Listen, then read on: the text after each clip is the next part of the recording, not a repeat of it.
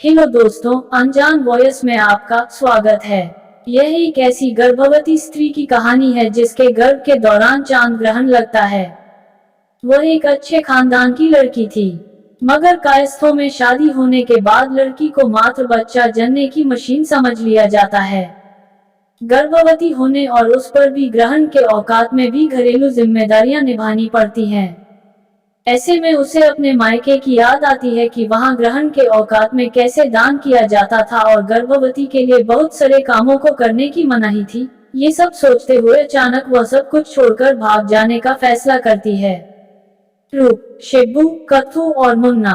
होली ने अषाढ़ी के कायस्थों को 4 बच्चे दिए थे और 5वां चंद ही महीनों में जनने वाली थी। तो उसकी आंखों के गिर्द गहरे सियाह हलके पड़ने लगे, गालों की हड्डियां उभर आई और गोश्त उनमें पिचक गया। वो होली, जिसे पहले पहल माया प्यार से चांद रानी कहकर पुकारा करती थी और जिसकी सेहत और सुंदरता का रसीला हासिल था, गिरे हुए पत्ते की तरह जर्द और पज़मुर्दा हो चुकी थी। आज रात चांद ग्रहण था। सरे शाम चांद ग्रहण के जुमरे में दाखिल हो जाता है। होली को इजाजत न थी कि वो कोई कपड़ा फाड़ सके। पेट में बच्चे के कान फट जाएंगे, वो सी न सकती थी। मुंह सिला बच्चा पैदा होगा, अपने मैके खत न लिख सकती थी।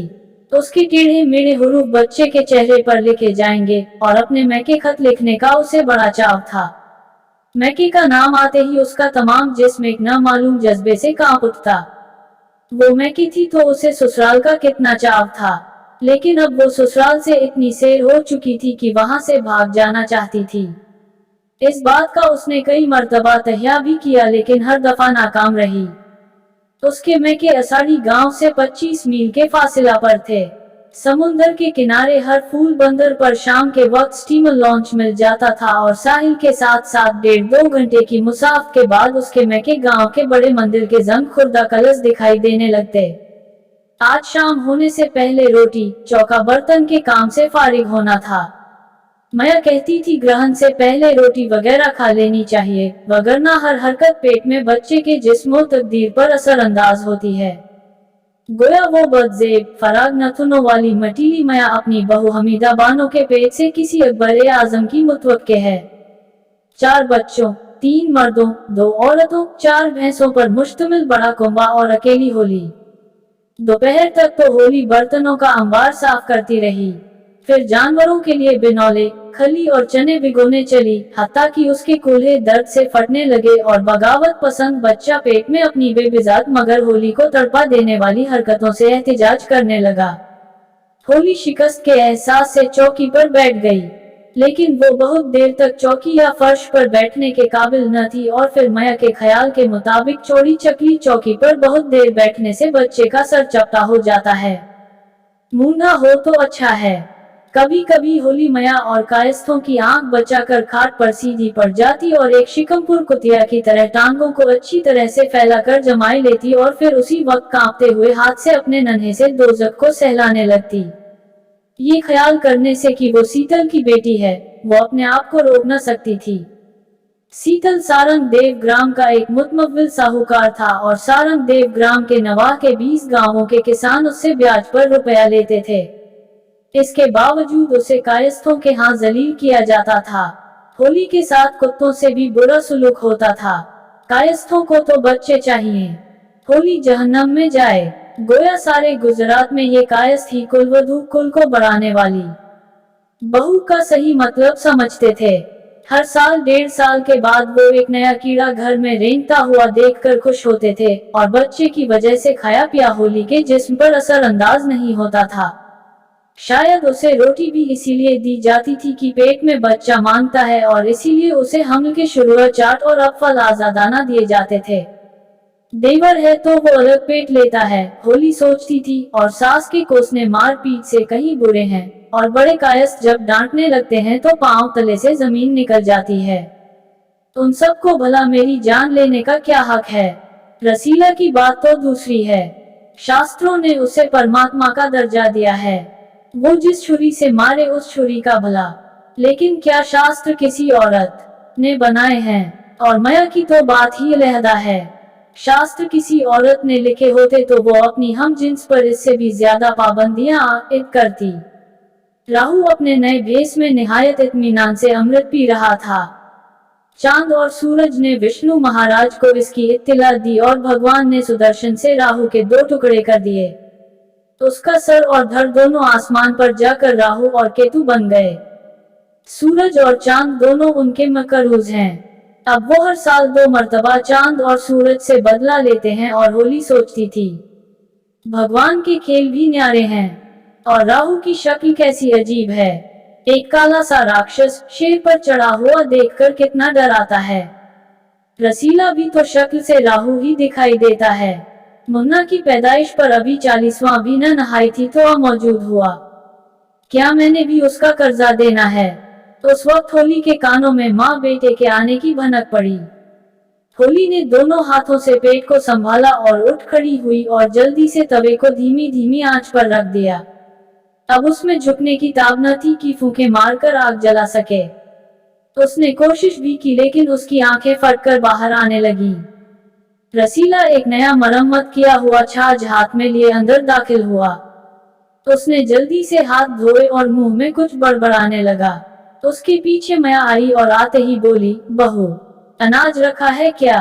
होली डरते डरते बोली, हाँ हाँ रखा है। नहीं रखा, याद आया, भूल गई थी माया। तू बैठी कर क्या रही है नवाब जादी?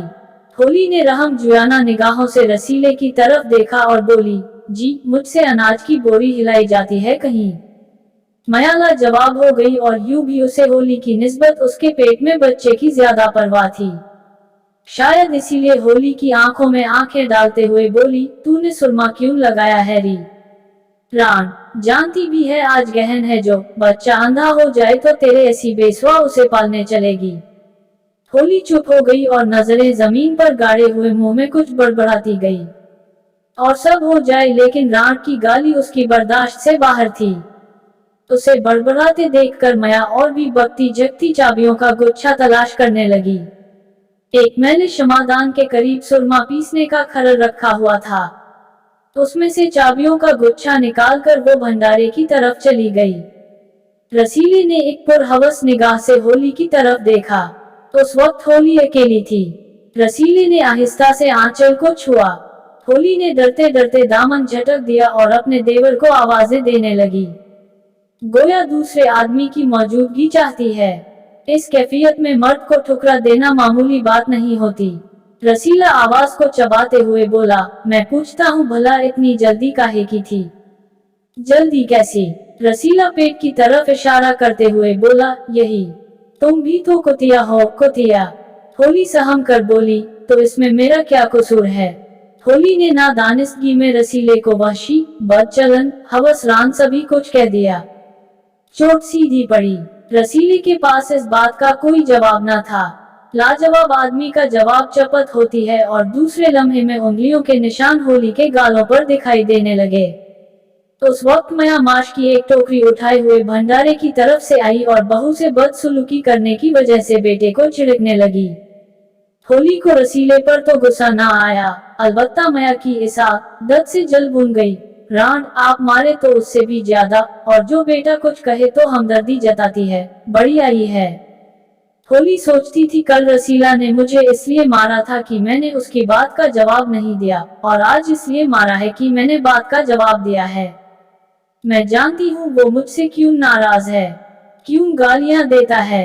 मेरे खाने पकाने उठने बैठने में उसे क्यों सलीका नहीं दिखाई देता, और मेरी ये हालत है कि नाक में दम आ चुका है और मर्द औरत को मुसीबत में मुब्तला करके आप अलग हो जाते हैं, ये मर्द। माया ने कुछ बासमती दालें और नमक वगैरह रसोई में बिखेर दिया और फिर एक भीगी हुई तराजू में उसे तौलने लगी।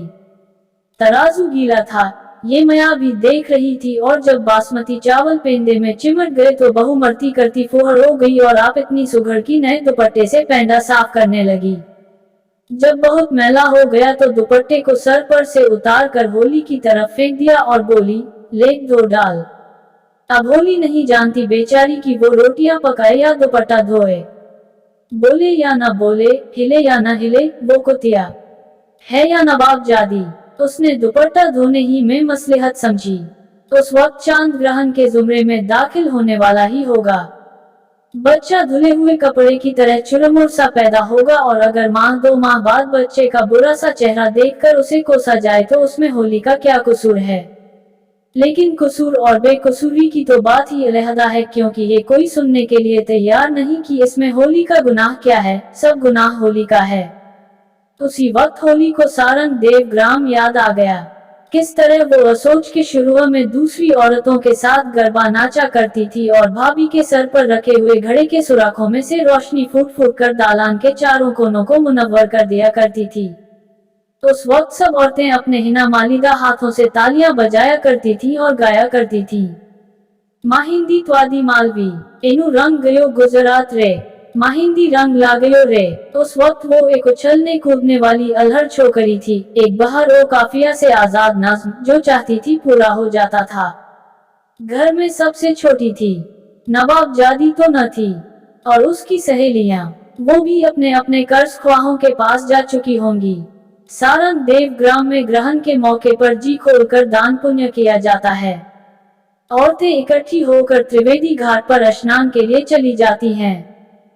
फूल, नारियल, बताशी समुद्र में बहाती हैं। पानी की एक उछाल मुंह खोले हुए आती है और सब फूल पत्तों को कबूल कर लेती है। उस वक्त के स्नान से सब मर्द औरतों के गुनाहों का कफारा हो जाता है।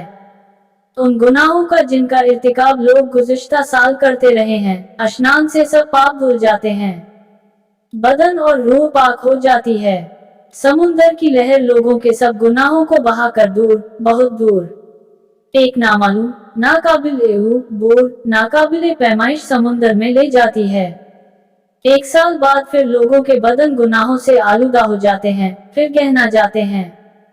फिर दया की एक लहर आती है और फिर पाको साफ। जब ग्रहण शुरू होता है और चांद की नूरानी इस्मत पर दाग लग जाता है तो चंद लम्हात के लिए चारों तरफ खामोशी और फिर राम नाम का जाप शुरू होता है। फिर घंटे, नाकुस, शंख एकदम बजने लगते हैं। इस शोरो गोगा में स्नान के बाद सब मर्द औरतें जमघटे की सूरत में गाते बजाते हुए गांव वापस लौटते हैं। ग्रहण के दौरान में गरीब लोग बाजारों और गली कूचों में दौड़ते हैं। लंगड़े बैसाखियां घुमाते हुए अपनी अपनी जोलियां और कशकोल थामे प्लेग के चूहों की तरह एक दूसरे पर गिरते पड़ते भागते चले जाते हैं, क्योंकि राहु और केतु ने खूबसूरत चांद को अपनी गिरफ्त में पूरी तरह से जकड़ लिया है। नर्म दिल हिंदू दान देता है ताकि गरीब चांद को छोड़ दिया जाए और दान लेने के लिए भागने वाले भिखारी छोड़ दो, दान का वक्त है। छोड़ दो का शोर मचाते हुए मीलों की मुसाफ तय कर लेते हैं। चांद ग्रहण के जुमरे में आने वाला ही था। होली ने बच्चों को बड़े कायस्थ के पास छोड़ा। एक मैली कुचली धोती बांधी और औरतों के साथ हर फूल बंदर की तरफ स्नान के लिए चली। अब मया, रसीला, बड़ा लड़का शिबू और होली सब समुद्र की तरफ जा रहे थे। उनके हाथ में फूल थे, गजरे थे और आम के पत्ते थे और बड़ी अम्मा के हाथ में रुद्राक्ष की माला के अलावा मुश्क काफूर था, जिसे वो जलाकर पानी की लहरों पर बहा देना चाहती थी, ताकि मरने के बाद सफर में उसका रास्ता रोशन हो जाए। और होली डरती थी, क्या उसके गुनाह समुद्र के पानी से धोए धुल जाएंगे। समुद्र के किनारे घाट से 5 मील के करीब एक लॉन्च खड़ा था। वो जगह हर फूल बंदर का एक हिस्सा थी। बंदर के छोटे से ना हमवार साहिल और एक मुख्तसर से डाक पर कुछ टेंडल गुरूब आफताब में रोशनी और अंधेरे की कश्मकश के खिलाफ नन्हे नन्हे बेबिजा तसे खाके बना रहे थे और लॉन्च के किसी केबिन से एक हल्की सी टिमटिमाती हुई रोशनी सीमाबदार पानी की लहरों पर नाच रही थी। उसके बाद एक चरखी सी घूमती हुई दिखाई दी। चंद एक धुंधले से साए एक अजगहा नुमा रस्से को खींचने लगे। 8 बजे स्टीमर लॉन्च की आखिरी सीटी थी। फिर वो सारंग देव ग्राम की तरफ रवाना होगा। अगर होली इस पर सवार हो जाए तो फिर 1.5-2 घंटे में वो चांदनी में नहाते हुए गोया सदियों से आशना कलश दिखाई देने लगे। और फिर वही अम्मा, कुंवारपन और गरबा नाच। होली ने एक नजर से शिबू की तरफ देखा। शिबू हैरान था कि उसकी माँ ने इतनी भीड़ में झुककर उसका मुंह क्यों चूमा और एक गर्म गर्म कतरा कहां से उसके गालों पर आ पड़ा। उसने आगे बढ़कर रसीले की उंगली पकड़ ली। अब घाट आ चुका था जहां से मर्द और औरतें अलहदा होती थीं। हमेशा के लिए नहीं, फक्त चंद घंटों के लिए। उसी पानी की गवाही में वो अपने मर्दों से बांध दी गई थी। पानी में भी क्या पुर असरार बैद उल फमताक है, और दूर से लॉन्च की टिमटिमाती हुई रोशनी होली तक पहुंच रही थी। होली ने भागना चाहा मगर वो भाग भी तो न सकती थी। उसने अपनी हल्की सी धोती को कसकर बांधा। धोती नीचे की तरफ ढलक जाती थी। आधे घंटे में वो लॉन्च के सामने खड़ी थी। लॉन्च के सामने नहीं, सारंग देव ग्राम के सामने। वो कलश, मंदिर के घंटे, लॉन्च की सीटी और होली को याद आया कि उसके पास तो टिकट के लिए भी पैसे नहीं हैं। वो कुछ अरसे तक लॉन्च के एक कोने में बदहवास होकर बैठी रही। 7:45 बजे के करीब एक टेंडल आया और होली से टिकट मांगने लगा। टिकट न पाने पर वो खामोशी से वहां से टल गया। कुछ देर बाद मुलाजिमों की सरगोशियां सुनाई देने लगी। फिर अंधेरे में खफीफ से हंसने और बातें करने की आवाजें आने लगी। कोई कोई लफ्ज होली के कान में भी पड़ जाता। मुर्गी, दूल्हे, चाबियां मेरे पास हैं, पानी ज्यादा होगा। उसके बाद चंद वहशियाना कहे बुलंद हुए और कुछ देर बाद 3-4 आदमी होली को लॉन्च के एक तारीख कोने की तरफ धकेलने लगे।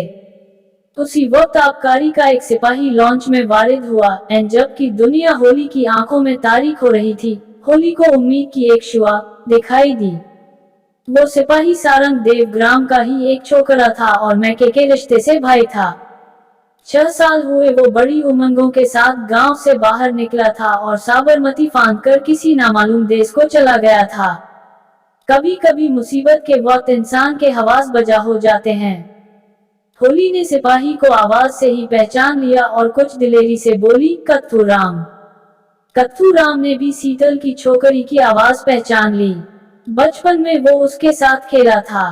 कत्थू राम बोला, होली। होली यकीन से मामूर मगर भर्राई हुई आवाज में बोली, कत्थू भैया, मुझे सारंग देव ग्राम पहुंचा दो। कत्थू राम करीब आया, एक टेंडल को घूरते हुए बोला, सारंग देव जाओगी होली। और फिर अपने सामने खड़े हुए आदमी से मुखातिब होते हुए बोला, तुमने इसे यहाँ क्यों रखा है भाई? टेंडल जो सबसे करीब था बोला, बेचारी कोई दुखिया है, इसके पास तो टिकट के पैसे भी नहीं थे। हम सोच रहे थे हम इसकी क्या मदद कर सकते हैं। कत्थू राम ने होली को साथ लिया और लॉन्च से नीचे उतर आया। डाक पर कदम रखते हुए बोला, होली, क्या तुम असाड़ी से भाग आई हो? हाँ, ये शरीफ जादियों का काम है, और जो मैं कायस्थों को खबर कर दूं तो। होली डर से कांपने लगी। वो न तो नवाब जादी थी और न शरीफ जादी। इस जगह और ऐसी हालत में वो कत्थू राम को कुछ कह भी तो न सकती थी। वो अपनी कमजोरी को महसूस करती हुई खामोशी से समुद्र की लहरों के तलातुम की आवाजें सुनने लगी। फिर उसके सामने लॉन्च के रस्से ढीले किए गए। एक हल्की सी विसिल हुई और हौले हौले सारंग देव ग्राम होली की नजरों से ओझल हो गया। उसने एक दफा पीछे की जानिब देखा। लॉन्च की हल्की सी रोशनी में उसे झाग की एक लंबी सी लकीर लॉन्च का पीछा करती हुई दिखाई दी। कत्थू राम बोला, डरो नहीं होली, मैं तुम्हारी हर मुमकिन मदद करूंगा। यहाँ से कुछ दूर नाव पड़ती है, तो फटे ले चलूंगा। यूं घबराओ नहीं, रात की रात सराय में आराम कर लो। कत्थू राम होली को सराय में ले गया। सराय का मालिक बड़ी हैरत से कत्थू राम और उसके साथी को देखता रहा। आखिर जब वो न रह सका तो उसने कत्थू राम से निहायत आहिस्ता आवाज में पूछा, ये कौन है? कत्थू राम ने आहिस्ता से जवाब दिया, मेरी पत्नी है। होली की आंखें पथराने लगी। एक दफा उसने अपने पेट को सहारा दिया और दीवार का सहारा लेकर बैठ गई।